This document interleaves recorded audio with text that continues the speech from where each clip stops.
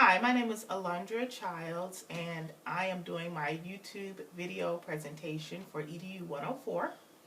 And the book that I chose was Teach Like Your Hair is on Fire. And the point of the book that I thought was most important is actually begins on page 19. And it says, "Children depend on us, so be dependable." And he writes, "Far too many times, an adult promises a child a reward for good behavior. This in itself is a problem, which will be discussed in the next chapter. But even more problematic is when the adult breaks his or her promise. I know a well-respected teacher who once told her class on the first day of school that at the end of the year she would take them on a very exciting trip. Practically every day, students who were not behaving properly were threatened with the punishment of not going on the special trip. Many students even did extra work to make sure they would be included.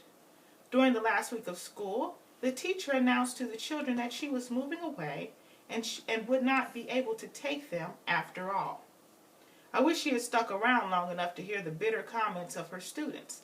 This betrayal not only ruined anything good she had done with the kids that year, but soured many of them on school and adults in general. I can't blame them. A broken trust has to be avoided at all costs.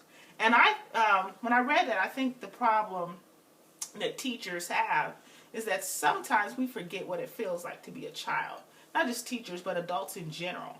I think about the times like the father, for example, that promises a kid that he's going to do something with them or come and see them. And he gets busy and kind of forgets and blows it off and says, "Oh, well, I'll just get him another time, no big deal."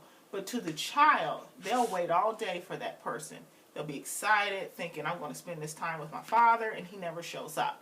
So we have to realize that children look forward to things, they look at things differently from us.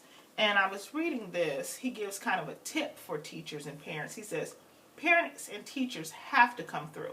If I tell kids that we are beginning a special art project on Friday, I have to deliver, even if it means running out to a 24-hour Home Depot at 4 a.m.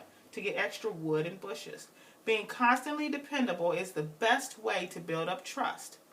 And I like that. A lot of times children are kind of skeptical of adults in general because that trust has been broken so many times. So as teachers, it's important that we establish trust with the students. If we tell people that we're going to do something, we have to do it. And that will help build trust and help us to become better teachers too. Thank you.